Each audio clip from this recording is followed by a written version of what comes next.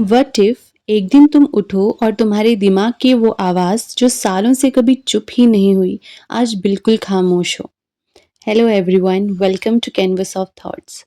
और मैं हाजिर हूँ एक नए पल, नई सोच और नए सुकून के साथ। What if your mental noise finally went silent? No over thinking, no regrets, ना वो पुरानी बातें जो बार बार रिपीट होती रहती हैं, ना वो इमेजिनरी कॉन्वर्सेशंस जहाँ तुम हर बार किसी को जवाब देते हो या खुद को ब्लेम करते हो। सिर्फ साइलेंस।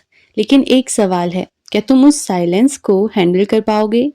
क्योंकि कभी-कभी हम अपनी मेंटल नॉइज़ के इतने आदी हो जाते हैं कि जब वो चली जाती है तो खामोशी भी डराने लगती है। मेंटल नॉइज़ सिर्फ थॉट्स नहीं होती, ये उन सारे एक्सपीरियंसेस का कलेक्शन होती है जिन्होंने हमें तोड़ दिया और फिर कभी प्रॉपर्ली हील होने का मौका ही नहीं दिया। एक हार्ट ब्रेक जिसने तुम्हें सिखाया कि किसी पर ट्रस्ट करना कितना डेंजरस है। एक रिजेक्शन जिसने तुम्हारे अंदर एक आवाज़ पैदा कर दी कि तुम इनफ नहीं हो। एक बिट्रेयल जिसने हर नए इंसान पर डाउट करना सिखा दिया। और फिर लाइफ चलती रही। तुम हँसते भी रहे, काम भी करते रहे, लोगों से मिलते भी रहे, लेकिन अंदर एक रेडियो चलता रहा 24 आवर्स विदाउट अ पॉज़ कि क्या मैं गलत हूँ? वो मुझे छोड़कर क्यों गए? काश मैंने उस दिन ये नहीं कहा होता। सब लोग मुझसे आगे निकल गए, मेरे साथ ही ऐसा क्यों होता है? ये सारे थॉट्स धीरे-धीरे सिर्फ थॉट्स ही नहीं रहते, ये तुम्हारी आइडेंटिटी बनने लगते हैं और सबसे डेंजरस बात पता क्या है? एक दिन तुम उन्हें बिलीव करना शुरू कर देते हो। तुम सोचने लगते हो, मैं ही प्रॉब्लम हूँ, मैं ही वीक हूँ, मैं ही कभी खुश नहीं रह सकती। लेकिन व्हाट इफ़ ये सब सिर्फ मेंटल नॉइज़ हो? व्हाट इफ़ तुम्हारे दिमाग की हर आवाज़ सच ना हो? डिप्रेशन हमेशा सिर्फ रोना नहीं होता, कभी-कभी डिप्रेशन एक ब्लैंक रूम की तरह होता है, जहाँ इमोशंस भी थक जाते हैं। एंग्ज़ायटी सिर्फ पैनिक अटैक नहीं होती, कभी एंग्ज़ायटी एक नॉर्मल स्माइल के पीछे छुपा हुआ स्टॉर्म होती है। और हार्ट ब्रेक सिर्फ किसी को लूज़ करना नहीं होता, कभी-कभी हार्ट ब्रेक खुद को लूज़ कर देना भी होता है। हम सबके अंदर एक वर्ज़न रहता था, जो बचपन में बहुत लौट हँसता था, जिसे अपनी शक्ल की टेंशन नहीं थी, जिसे लोग क्या कहेंगे, इससे फ़र्क नहीं पड़ता था। फिर लाइफ़ हुई, कंपैरिज़न्स आए, फेलियर्स आए, जजमेंट्स आए और धीरे-धीरे उस बच्चे की आवाज़ कम होती गई और मेंटल नॉइज़ बढ़ती गई। अब इमेजिन करो, एक सुबह तुम उठते हो और पहली बार तुम्हारा माइंड बिल्कुल शांत है। तुम मिरर देखते हो और फ्लॉज़ काउंट नहीं करते। तुम सोशल मीडिया खोलते हो और कंपैरिज़न फ़ील नहीं होता।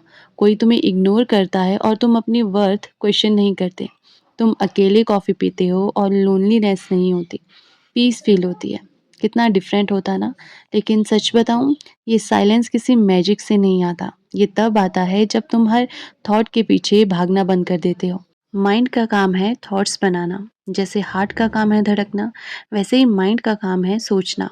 प्रॉब्लम थॉट्स नहीं है, प्रॉब्लम तब शुरू होती है जब हम हर थॉट को ट्रूथ मान लेते हैं।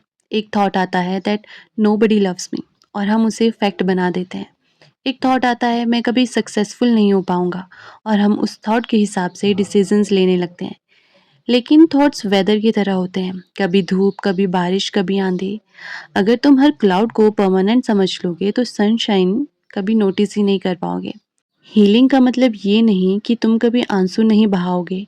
हीलिंग का मतलब ये भी नहीं कि तुम्हारी लाइफ परफेक्ट हो जाएगी। हीलिंग का मतलब है अब तुम अपने थॉट्स के स्लेव नहीं रहोगे। तुम उन्हें देखोगे, समझोगे और ज़रूरत पड़ने पर उन्हें जान भी दोगे।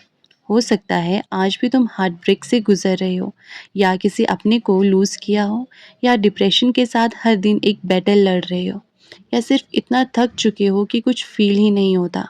अगर ऐसा है तो एक बात याद रखना, तुम्हारी वैल्यू तुम्हारे वर्स्ट डे से डिसाइड नहीं होती और तुम्हारी आइडेंटिटी तुम्हारे डार्केस्ट थॉट्स नहीं है।